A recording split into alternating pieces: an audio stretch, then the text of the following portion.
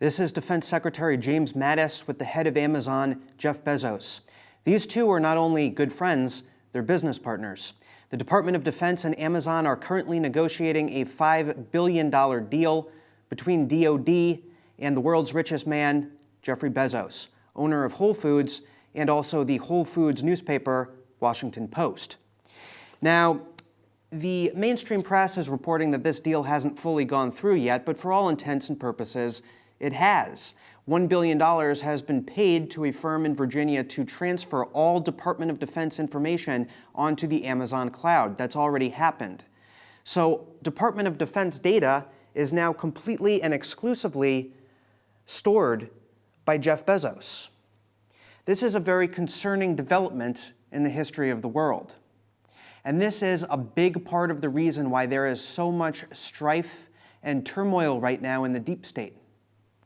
Now, as we know, James Mattis' consultant, Travis Snyder, is going around in Washington, D.C., offering people a whole lot of money to get on board a primary campaign for presidents in 2020 that involves General Mattis and possibly also involves Nikki Haley. And we know this because Bill Kristol says it over and over and over again, that he's trying to do this and he's trying to rig the delegates at the next convention in Charlotte the same way they tried to rig the delegates in Cleveland in 2016 against Trump to try to cost him the nomination. This is James Mattis. This is the guy who wants 100,000 ground troops in Iraq. This is the guy who goes to bat for Nikki Haley's intelligence on Syria, which comes from Al-Qaeda-linked groups and ISIS-linked groups. This is the perpetuation of the Bush, Clinton, Obama crime machine. And these people have figured out how to get in to the Trump administration. I want to talk about the Trump administration. I want to talk about General Flynn. I want to talk about why General Flynn was the first target of the conspirators. We know now, as I reported, that General Flynn is completely not guilty. He was set up personally by Peter Strzok. Peter Strzok, the evil FBI CIA agent who ran the Operation Crossfire Hurricane project for John Brennan to try to take down President Donald Trump. Well, General Flynn was interviewed by Strzok in the White House without a lawyer, but he didn't know that it was an interview. He didn't know that he was under investigation. And so he didn't tell the White House about his conversation with Peter Strzok in which nothing unusual was said. You know who did tell the White House? Sally Yates, the Obama DOJ official who was working against Trump throughout the transition period. And then Mike Pence was the one who got Flynn fired by claiming that Flynn lied to him about the meeting with Strzok. Flynn resigned on February 13th. That was the beginning of the end of the Trump White House as it was originally constituted. Now, the conspirators, the Operation Crossfire Hurricane team, the problem is that they were all still in the government during the transition period. As we reported, James Clapper tried to shut down President Trump's inauguration using the Supreme Court. We have the text messages showing that. All throughout the transition period, when Trump and Steve Bannon were doing their best trying to deal with the incompetence of Chris Christie, who for some reason was the transition manager at first, and all of the chaos of being the president-elect, and obviously nobody in Washington expected that Trump was going to win. Meanwhile, the conspirators, the Peter Strzoks, the Obama people, the McCain people were working overtime to try to impeach Trump as soon as he got into office. They got Flynn on February 13th. On March 2nd, Jeff Sessions recused himself.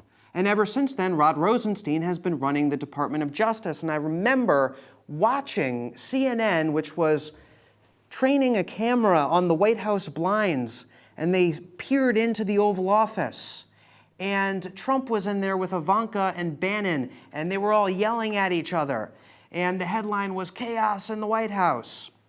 Well, the next thing that happened was Trump gave an interview with Tucker Carlson and started tweeting about the FISA story, okay?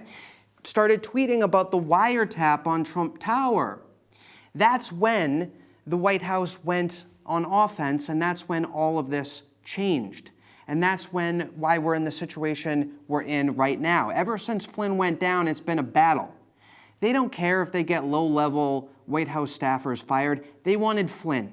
Flynn was the guy they wanted. Why? Because the military, the United States military, supports President Donald Trump. And they know that Trump's greatest power is the loyalty that our generals have to him. So they didn't want General Flynn in the White House. They wanted General Mattis. And they wanted General McMaster. Their generals, the McCain generals, okay? That's why Flynn was taken out. It was a complete travesty of justice. Absolute travesty of justice. Now here's what President Trump needs to do. Here he is at his inauguration. It was a great day. And on that day, he told the world that the false song of globalism is ending, that we will not cede our great nation on this sacred soil. We will not erase our borders and allow the Jeff Bezos globalists of the world to reign supreme. We will fight back. We will protect our interests.